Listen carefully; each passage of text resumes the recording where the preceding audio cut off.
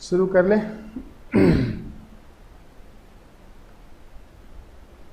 तो कल पावर ही नहीं था, सुबह 9 बजे से लेकर शाम के 5 बजे तक इलेक्ट्रिसिटी ही नहीं था। मैं तो वेट कर रहा था कि शायद आ जाए आ जाए आ जाए, आया ही नहीं। तो लास्ट में मैसेज कर दिया था मैंने, मिल ही गया होगा सबको।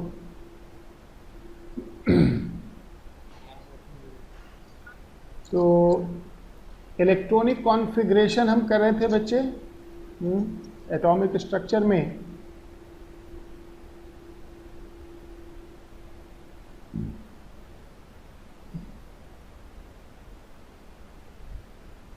एटॉमिक स्ट्रक्चर में हम इलेक्ट्रॉनिक कॉन्फ़िगरेशन टॉपिक कर रहे हैं, लास्ट टॉपिक है ये।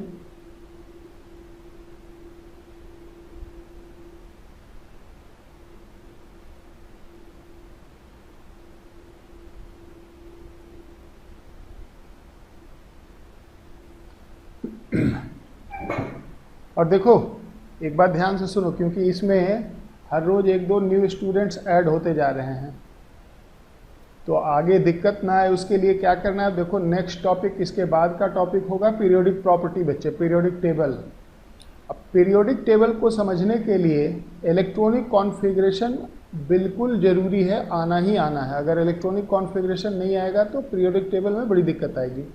इसलिए इलेक्ट्रॉनिक कॉन्फ़िगरेशन अभी इंस्टेंट में जो पीछे छूट गया उसको अभी अब ध्यान नहीं देना, उसको देखेंगे बाद में, उसको कवर करेंगे। लेकिन जिसकी इमीडिएट रिक्वायरमेंट है उसको तो करना ही पड़ेगा। तो इलेक्ट्रॉनिक कॉन्फ़िगरेशन जो न्यू हो खास करके सुन लो, इलेक्ट्रॉनिक कॉन्फ़िगरेशन को कंप्लीट करना है। कैसे कंप्लीट करना है तो आज मैं क्लास के बाद बताऊंगा कि आपको गूगल क्लासरूम पे जाके और एटॉमिक स्ट्रक्चर के इलेक्ट्रॉनिक कॉन्फ़िगरेशन से रिलेटेड वीडियो कौन कौन है और उन वीडियो को कंप्लीट करना है आपको।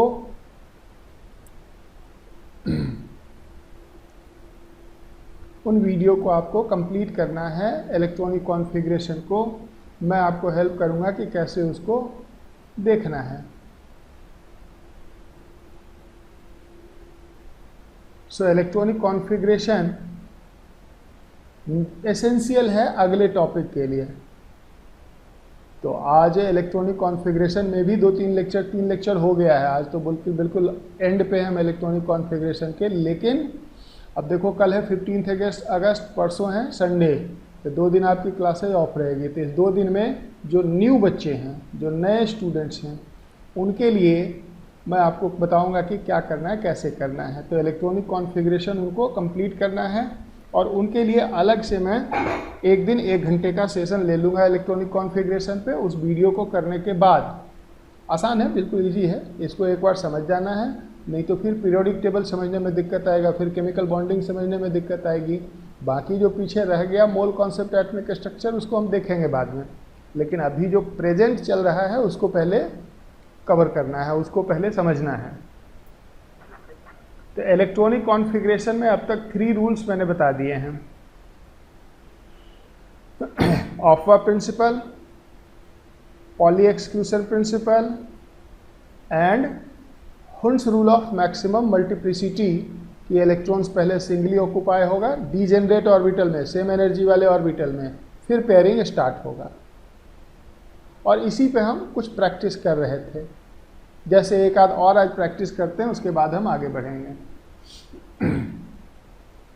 सपोज करो आपको दिया गया एक एलिमेंट कैल्शियम, जिसका एटॉमिक नंबर होता है 20। अगर कहा जाए कि इसकी इलेक्ट्रॉनिक कॉन्फ़िगरेशन लिखो, तो इलेक्ट्रॉनिक कॉन्फ़िगरेशन जल्दी से जो न्यू आए हैं ज़रा फास्ट में सुन लें। आपको इंक्रीजिंग ऑर्डर ऑफ, बाकी लोग लिखेंगे, इंक्रीजिंग ऑर्डर ऑफ एनर्जी में ऑर्बिटल्स में इलेक्ट्रॉन को भरना है। और इंक्रीजिंग ऑर्डर ऑफ एनर्जी क्या है बच्चे? 1s, then 2s, then 2p, then 3s, then 3p, then 4s, then 3d, then 4p। समझ गए ना? इतना तक अभी याद रखना है। एस और कैपेसिटी एक ऑर्बिटल की, एस ऑर्बिटल में कितना इलेक्ट्रॉन मैक्सिमम हो सकता है 2, पी ऑर्बिटल में कितना हो सकता है 6 और डी ऑर्बिटल में 10। ये आपको नहीं लिखना है बोर्ड पे, किसने लिखा?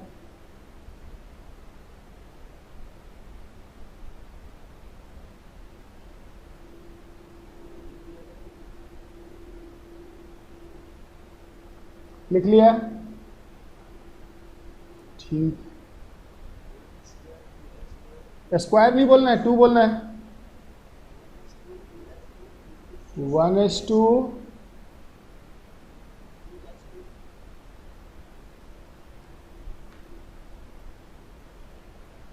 हेलो बोलो ओमकार। हाँ, क्लास में क्यों नहीं आए?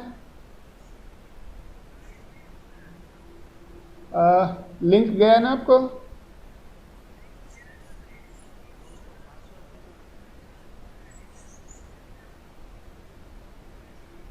अरे पासवर्ड नहीं डालना है, व्हाट्सएप ग्रुप पे जो आपको लिंक मिला है ना, उस लिंक को डायरेक्ट करना है आपको, जूम ऐप के थ्रू नहीं जाना है। आप डायरेक्ट जो लिंक गया है उसी लिंक को क्लिक करो।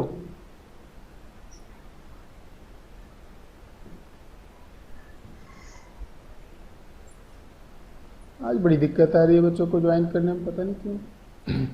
1:2 2:2 2p6। अब देखो कितना हो गया, 2 2 4 6 10 हो गया। फिर 3:2 आगे बोलो, 8 और हो गए, 18 हो गए। गुड, 4:2 हो गया। ये हो गया इलेक्ट्रॉनिक कॉन्फ़िगरेशन।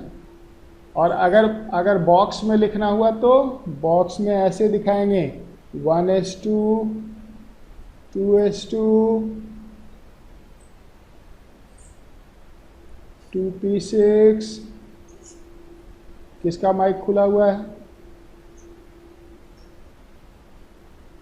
2p6 3:2 3:2 3p6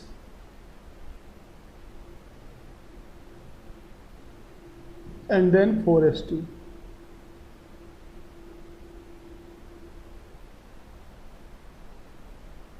इस तरह से हम इलेक्ट्रॉनिक कॉन्फ़िगरेशन लिख रहे हैं। आगे बढ़ो, अब आ जाओ, एक एलिमेंट लो आयरन, जिसका एटॉमिक नंबर है 26।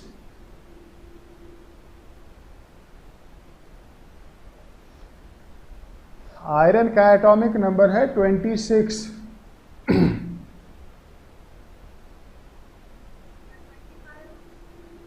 अरे 25 मैंगनीज का होता है। आयरन का एटॉमिक नंबर 26। ट्राई करो खुद से, जरा एक बार ट्राई करो ना पहले।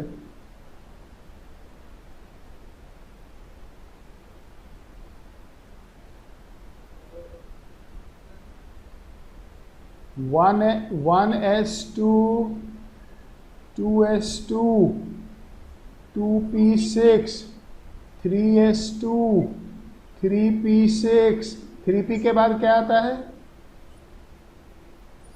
4s। हाँ, 4:2 फिर 3d कितना? 6 ना। इतने में 20 हो गया ना बच्चे, तो 6 ही बचा ना हमारे पास।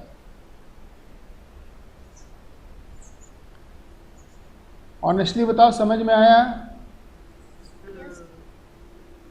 अब सुनो, इसमें बात नहीं, ये तो सही हमने लिखा है, लेकिन लिखने का स्टाइल क्या है बच्चे, सुन लो जरा। जब लिखते हैं हम इलेक्ट्रॉनिक कॉन्फ़िगरेशन, तो सेम प्रिंसिपल क्वांटम नंबर वाले को एक जगह रखते हैं। प्रिंसिपल क्वांटम नंबर इसमें कौन सा है? ये 1 2 3 ये सब प्रिंसिपल क्वांटम नंबर है, n है ना? तो जब लिखते हैं तो 1 वाले को एक जगह रखते हैं, 2 वाले को एक जगह रखते हैं, 3 वाले को एक जगह रखते हैं, 4 वाले को एक जगह रखते हैं। तो इसलिए अब आगे से क्या करना है आपको, सही तरीके से इसको कैसे लिखना, अभी भी सही है, लेकिन इसको सही तरीके से कैसे लिखना है, बुक के फॉर्म में जैसे बुक में होता है ऐसे लिखना है। 1:2 ध्यान देना सब, माइक कौन बजा रहा है?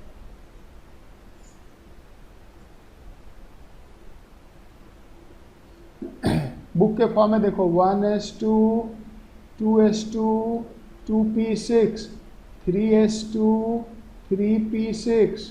अब सुन लो जरा, 3p के बाद आता है 3d, लेकिन हम भरेंगे नहीं, 3d 4s कहेंगे, पहले 4s भरता है। ध्यान से सुनो, 1s2 2s2 2p6 3s2 3p6 4s2 then 3d6। समझ में आया क्या?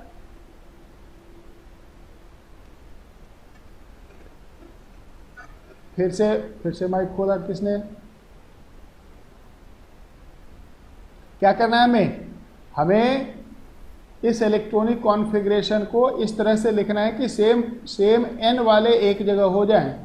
तो सेम n 3 वाला सब एक जगह लिखना है, भरना है पहले अफवा प्रिंसिपल से। अफवा प्रिंसिपल कहता है 4s पहले देन 3d, लेकिन 3 वाले को एक जगह, 2 वाले को एक जगह, 4 वाले को एक जगह लिखते हैं। समझा ना? हमने देखो क्या किया, हमने लिखा 3d को पहले, लेकिन भरा पहले 4s को। एक बार और लिखो,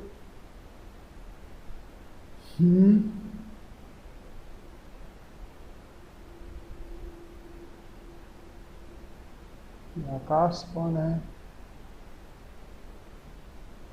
कोई this Akash.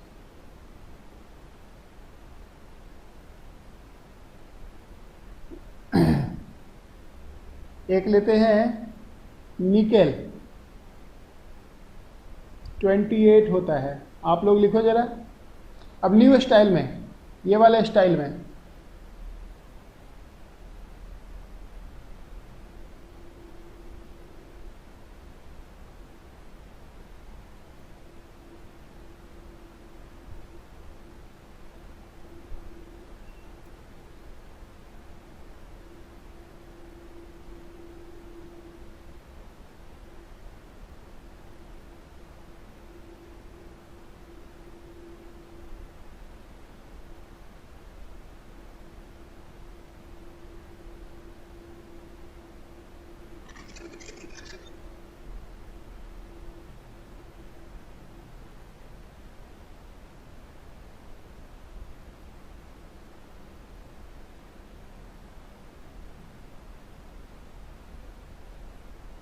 One S to 2s2 2p6 3s2 3p6 3d को लिखेंगे पहले, भरेंगे नहीं, 3d 4s, क्योंकि 3p के बाद 4s आता है, तो पहले 4s में भर देंगे। अब बच कितना गया? 8, वो 8 आ जाएगा यहाँ पे। समझ में आया सबको?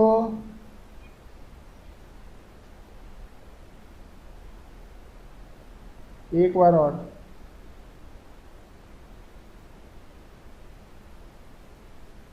Zinc 30,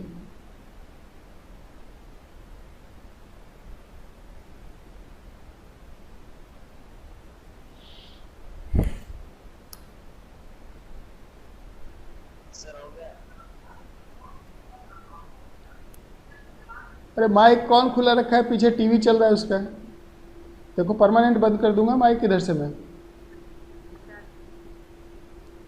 1s2 2s2 2p6 3s2 3p6 3d को अभी खाली रखना है 4s2।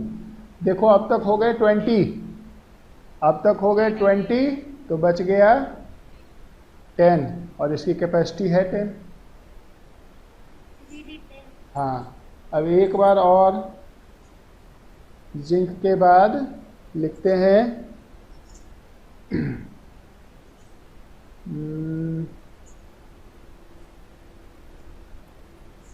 आर्सेनिक का लिखते हैं 34। देखना जरा, नहीं 34 नहीं, रुको 33।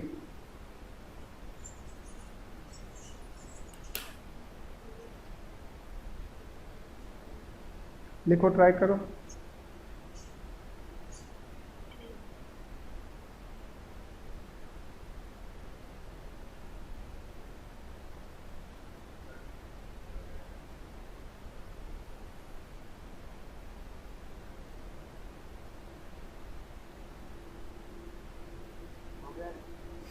1s2, 2s2, 2p6, 3s2, 3p6, 3d अभी को खाली रखेंगे, 4s को पहले भरेंगे, स्टाइल बना लेंगे, 4s2, अब 3d 10, देखो अब तक हो गए 30,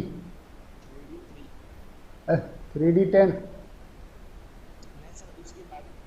अब 4p आएगा ना,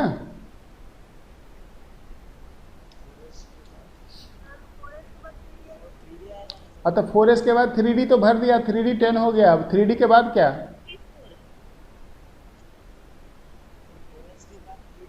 तो 3d आ तो गया यहाँ, अब 4p आएगा ना, 4p3 आया था, लिखा था आप लोगों ने ऐसा,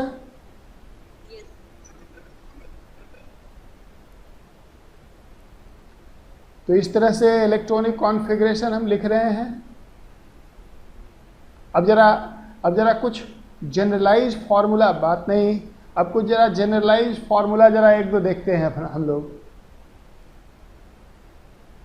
सपोज करो n की वैल्यू 3 है, देखना जरा ध्यान से, या 2 से स्टार्ट करो, n की वैल्यू 2 है। कौन से ऑर्बिट में है हम, सेकंड ऑर्बिट में। L के लिए क्या क्या वैल्यू पॉसिबल है, 0, 1 होता है ना, 0 and 1,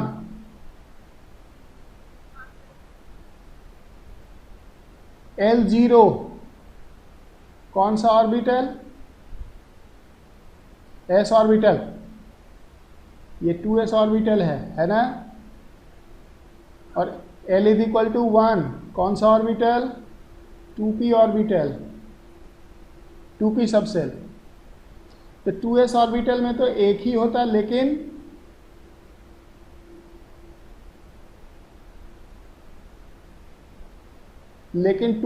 2p सबसेल में कितने ऑर्बिटल होते हैं, जल्दी बोलो,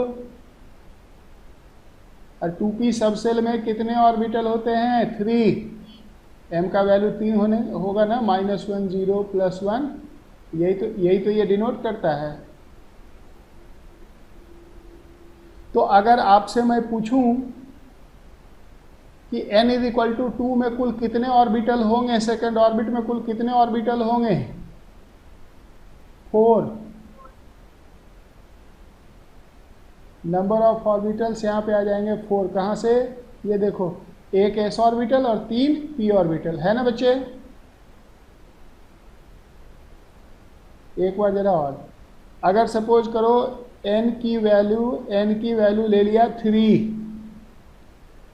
तो l के लिए क्या क्या वैल्यू पॉसिबल है, 0, 1, 2, l का क्या वैल्यू होता है, 0 से लेके n-1 तक, l क्या होता है, 0 से n-1 तक होता है ना। तो l का क्या क्या वैल्यू हो गया, 0, 1, 2, l इज इक्वल टू 0 में एक ही ऑर्बिटल होगा, s orbital, l is equal to 1 का मतलब p ऑर्बिटल, इसके अंदर 3 होंगे, px, py, pz होंगे ना। लेकिन जब l इज इक्वल टू 2 होगा तो ये कौन सा ऑर्बिटल हो जाएगा, अरे d ऑर्बिटल होगा। d सबसेल में कितने ऑर्बिटल होते हैं, 5, d सबसेल में 5 होते हैं, l इज इक्वल टू 2, तो m का वैल्यू -2, -1, 0, +1, +2 होता है या नहीं। तो ये हो गए 5, इधर हो गए 3, इधर हो गए 1, टोटल नंबर ऑफ ऑर्बिटल कितना हो गया थर्ड ऑर्बिट में, जल्दी से बोलो, 9 ना। और number of orbital n is equal to 3 में टोटल कितने हो गए, 9 हो गए ना बच्चे, 9। चलो एक बार और n इज इक्वल टू 4 पे भी देख लेते हैं। अगर n की वैल्यू 4 हो जाए, अगर n की वैल्यू 4 हो जाए तो L की क्या क्या वैल्यू पॉसिबल है? 0, 1, 2, 3। जब L इज इक्वल टू 0 तो कौन सा orbital? S orbital. S orbital में एक ही होता है, S सबसेल में एक ही ऑर्बिटल होता है, केवल M इज इक्वल टू 0 होता है ना। लेकिन जब L इज इक्वल टू 1 हो जाएगा तो ये P ऑर्बिटल के अंदर, P सबसेल के अंदर कितने orbital? 3। M is equal to -1, 0, +1, ये मैग्नेटिक क्वांटम नंबर बताता है। और जब L इज इक्वल टू 2 तो ये D ऑर्बिटल, अभी अभी देखा था हमने, 5 होते हैं इसके अंदर। D ऑर्बिटल 5 होते हैं ना, 1, 2, 3, 4, 5, ये देखो। और जब L इज इक्वल टू 3 आ जाए तो कौन सा orbital? F orbital. F subshell में कितने ऑर्बिटल थे? 7। क्योंकि यहाँ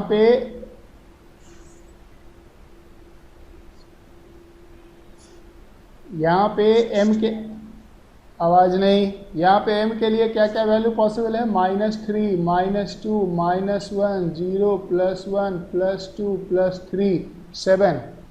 तो अगर कोई आपसे पूछे कि, ध्यान से सुनना, अगर आपसे कोई पूछे कि 4th ऑर्बिट में टोटल कितने ऑर्बिटल, यहाँ से काउंट करना शुरू करो। 7, 5, 12, 3, 15 और 1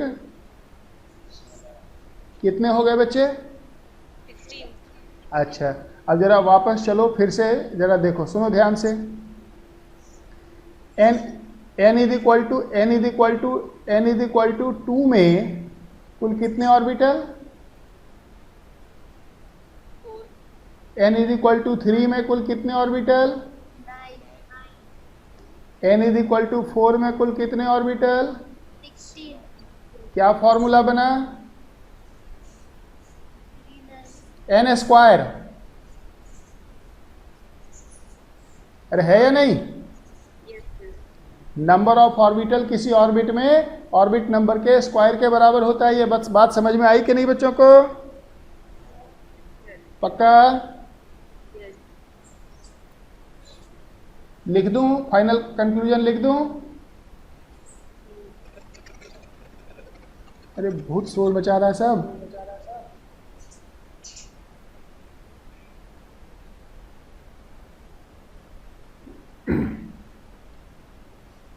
अब मैं लिख रहा हूं final conclusion. In any nth orbit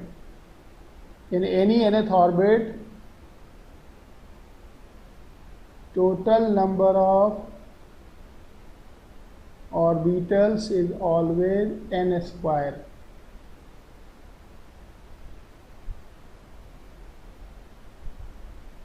होगा ना? अच्छा, एक ऑर्बिटल में मैक्सिमम कितना इलेक्ट्रॉन रह सकता है? 2। भाई एक ऑर्बिटल में तो 2 ही इलेक्ट्रॉन रह सकता है ना मैक्सिमम? 2। तो अगर ध्यान से सुनना मेरी बात को, अगर आपसे पूछे कि किसी ऑर्बिट में मैक्सिमम नंबर ऑफ इलेक्ट्रॉन कितना रह सकता है तो 2n स्क्वायर रहेगा कि नहीं? अरे नंबर ऑफ ऑर्बिटल अगर n स्क्वायर है, एक ऑर्बिटल में मैक्सिमम 2 इलेक्ट्रॉन, तो n स्क्वायर में कितना इलेक्ट्रॉन रहेगा? 2n square.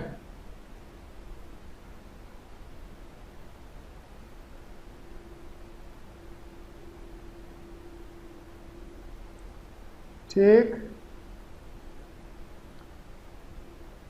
in any nth orbit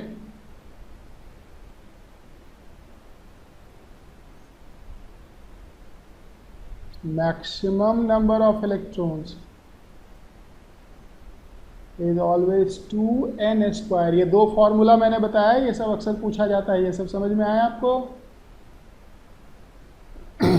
number of orbitals n square and number of electrons 2n square. क्योंकि एक ऑर्बिटल में कितना इलेक्ट्रॉन रह सकता है मैक्सिमम? 2 इलेक्ट्रॉन। ये बात समझ में आया सबको? पक्का? तो इस तरह से हम number of electrons, number of orbitals, ये सब मालूम करेंगे। अब आ जाओ इलेक्ट्रॉनिक कॉन्फ़िगरेशन में कुछ एक्सेप्शनल इलेक्ट्रॉनिक कॉन्फ़िगरेशन है जो कि इन सब रूल से थोड़ा अलग है, डिफरेंट है। पहले हम एक्सेप्शन को लर्न करेंगे कि कौन है और फिर थोड़ा सा उसका कारण भी जानेंगे कि ऐसा क्यों है। तो चलते हैं जरा आप उस पर। एक्सेप्शनल इलेक्ट्रॉनिक कॉन्फ़िगरेशन, हेडिंग डालो।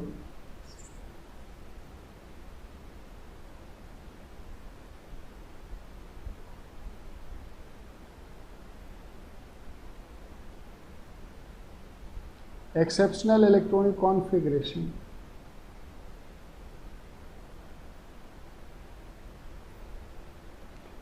एक एलिमेंट लो क्रोमियम जिसका एटॉमिक नंबर होता है 24,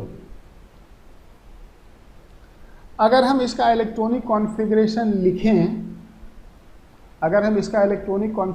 लिखें, फिलहाल तो अकॉर्डिंग टू रूल होना चाहिए 1s2, 2s2, 2p6, 3s2, 3p6, 3d, 4s2। देखो इतने में हो गए 20, अभी तक हो गए 20, बच गए 4।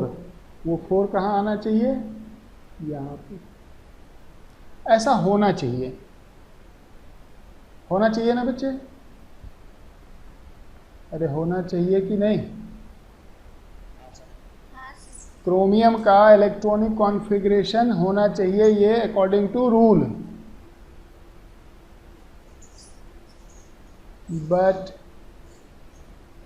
ये है as per rule.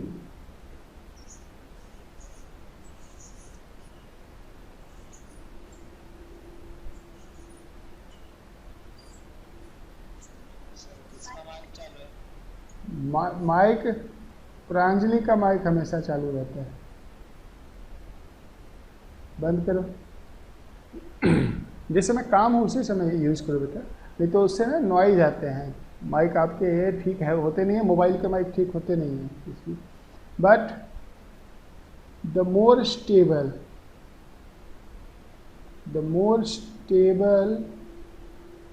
One is, अब इसका जो एक्चुअल है, जो एक्सेप्शन के बाद आता है, जो करेक्शन के बाद, is 1s2, 2s2, 2p6, 3s2, 3p6, 3d, 4s1, 3d5। ये है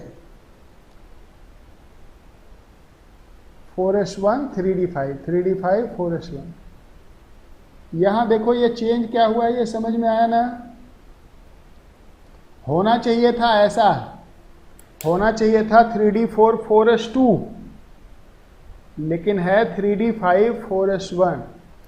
ये है करेक्ट इलेक्ट्रॉनिक कॉन्फ़िगरेशन। क्यों है? उसके लिए अब जरा सुनोगे बात नहीं, ऐसा क्यों है? सबसे पहले दो इंफॉर्मेशन, एक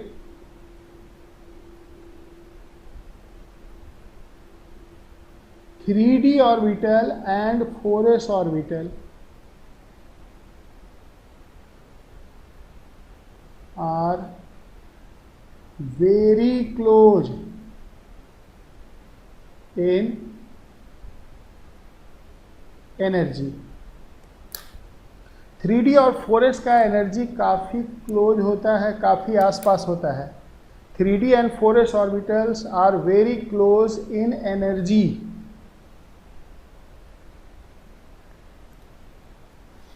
अब इसके बाद यहाँ पे रूल नंबर 4, अब तक आपने 3 रूल पढ़े हैं इलेक्ट्रॉनिक कॉन्फ़िगरेशन के। कौन कौन से?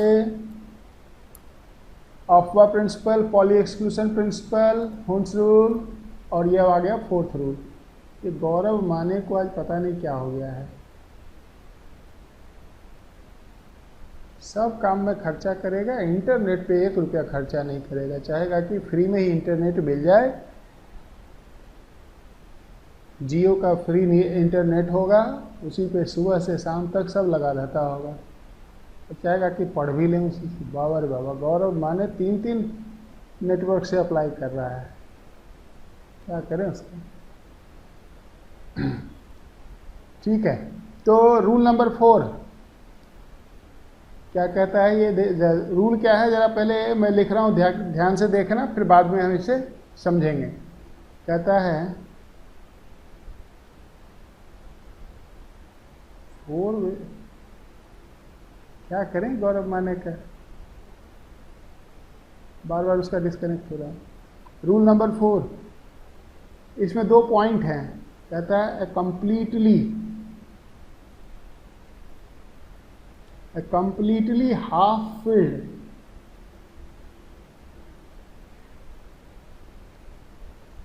orbital is more stable.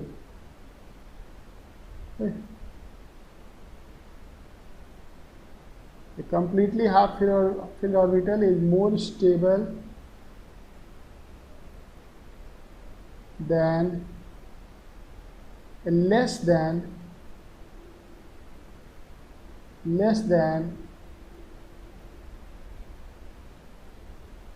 half filled orbital। इसका मतलब क्या हुआ, पहले यहीं पे जरा सा समझ लेते हैं, इन सबको मिला के लगाना पड़ेगा क्रोमियम में। इसका मतलब ये हुआ कि सपोज करो एक हमारे पास कोई डी सबसेल है, डी सबसेल में कितने ऑर्बिटल होते हैं, 5, 1 2 3 4 5। अब जब इसको आपने इस तरह से सब में एक एक रख दिया, तो ये हो गया कंप्लीटली हाफ फिल्ड। और एक सिचुएशन और लो D4 का, 1 2 3 4, ये हो गया लेस देन हाफ फिल्ड।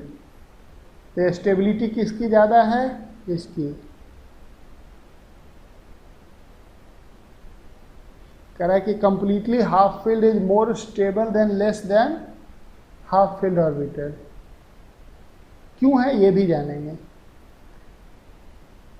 दूसरा पॉइंट है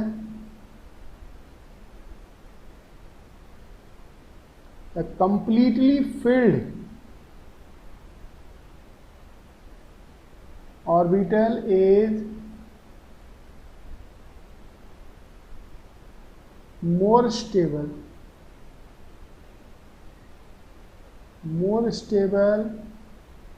than a less than, oh my God, ये गौरव माने को क्या हुआ, हर 1 मिनट में वो परमिशन मांग रहे हैं। देन लेस देन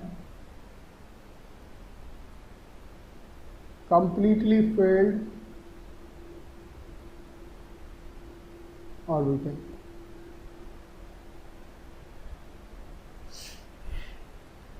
समझ गए। A completely filled orbital is more stable than a less than completely filled orbital।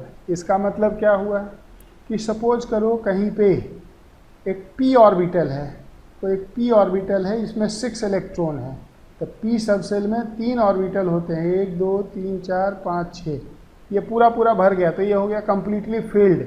अब मान लो कहीं पे p ऑर्बिटल में 4 ही इलेक्ट्रॉन है, तो 1 2 3 4, ये लेस देन कंप्लीटली फिल्ड हो गया, तो स्टेबिलिटी कंप्लीटली फिल्ड वाले की ज़्यादा होगी।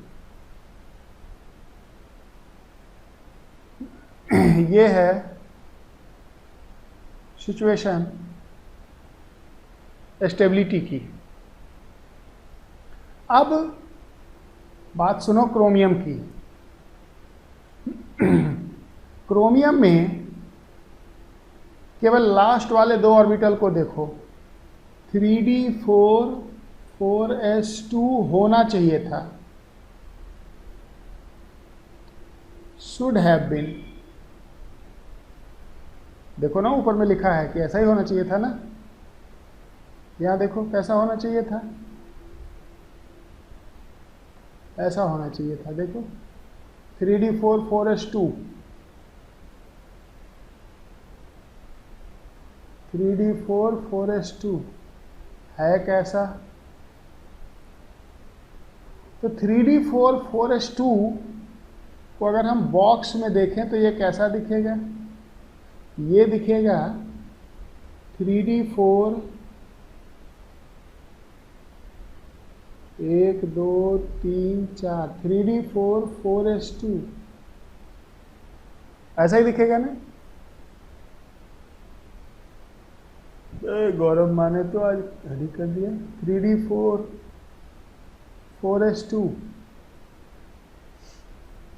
जरा देखो, ये लेस देन हाफ फील्ड है ना? अगर एक इलेक्ट्रॉन 4s से उठा के 3d में रख दें ऐसे, तो क्या हो जाएगा? अगर हम क्रोमियम के एक इलेक्ट्रॉन को 4s से 3d में उठा के एक रख दें, 1 2 3 4 5, तो 4s में रह जाएगा 1, ये हो जाएगा 3d5 4s1। क्या हो गया? ये कंप्लीटली हाफ फिल्ड हो गया।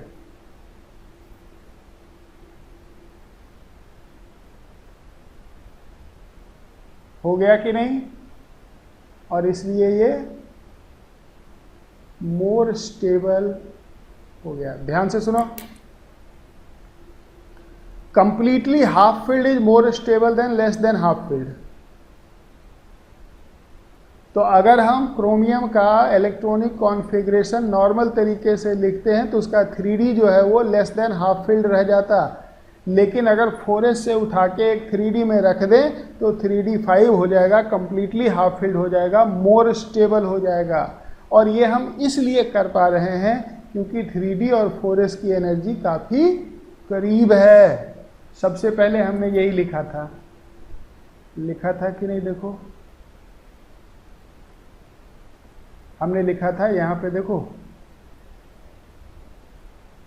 3d and 4s orbital are very close in energy, उनके एनर्जी काफ़ी आसपास हैं, इसलिए हम उनके बीच में तो ऐसा कर सकते हैं।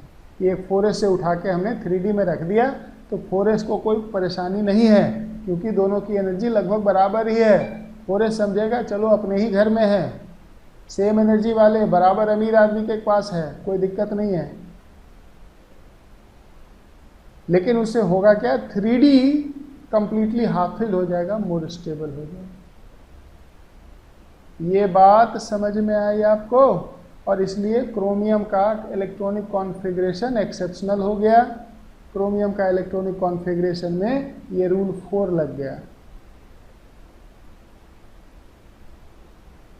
समझ गए? समझा क्या? तो अगर अब मैं आपसे क्वेश्चन पूछूं, ध्यान से सुनना, बड़े ध्यान से, इतना मेहनत से समझाया मैंने। अगर मैं आपसे क्वेश्चन पूछूं कि इन द इलेक्ट्रॉनिक कॉन्फ़िगरेशन, फिर से माइक खोल दिया किसने? किसने माइक ओपन किया? बंद करो। इन electronic configuration of chromium, which rule is violated? Chromium का इलेक्ट्रॉनिक कॉन्फ़िगरेशन ये हो गया ना, तो कौन सा रूल इसमें वायलेट हुआ? जल्दी से बताओ, कौन बताएगा सोच समझ के?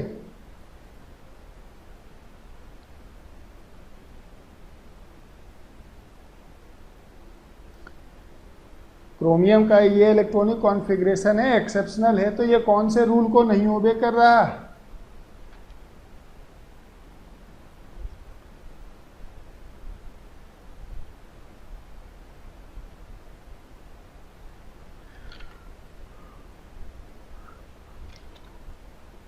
Which rule is not being obeyed?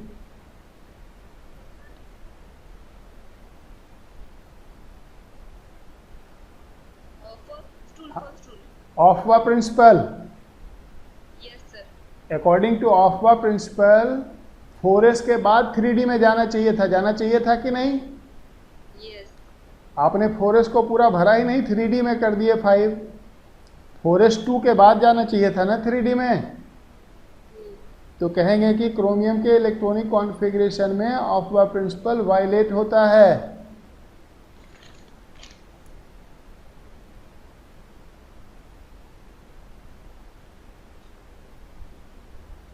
Chromium के इलेक्ट्रॉनिक कॉन्फ़िगरेशन में ऑफ-वा प्रिंसिपल वायलेट हो जाता है।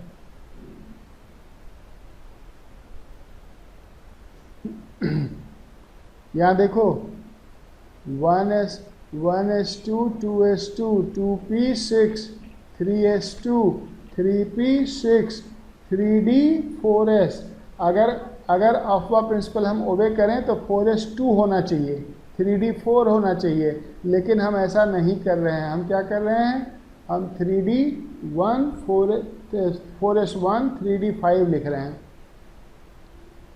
इट मीन्स कि 4s को बिना कंप्लीट किए हम 3d में चले गए। तो कहेंगे ऑफ-वा principal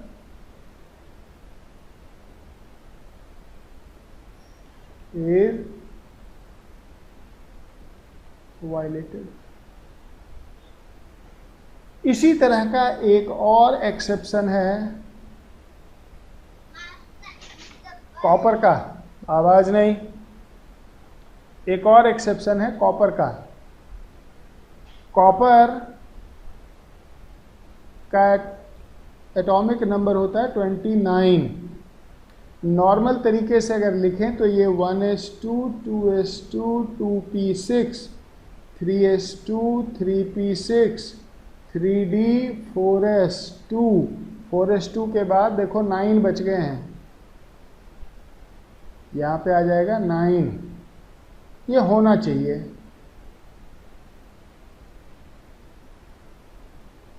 should have been.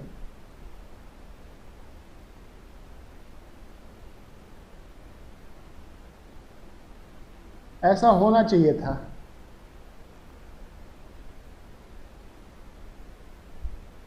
But the correct one is 1s2 2s2 2p6 3s2 3p6 3d10 4s1।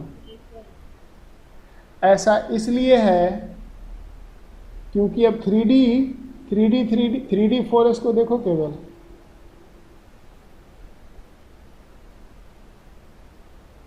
Three D 9 4s 2 1 2 3 4 5 6 7 8 9। अगर हम 4s से एक उठा के 3d में रख दें इलेक्ट्रॉन को और इसको कर दें 3d10,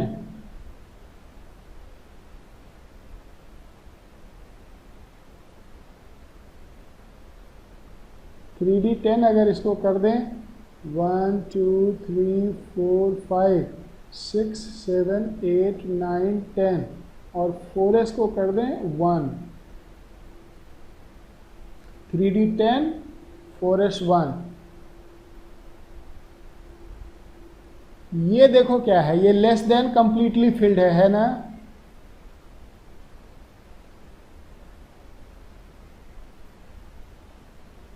less than completely filled है, जबकि ये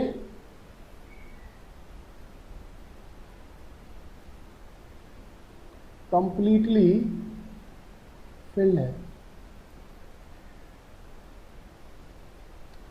तो हमने क्या लिखा है पीछे रूल में कि ये completely filled is more stable than less than completely filled.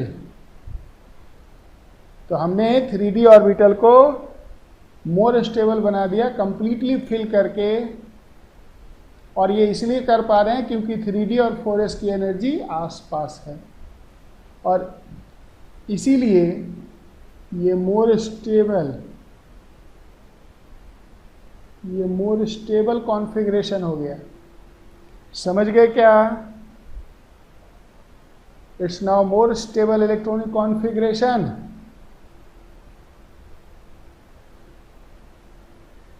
violating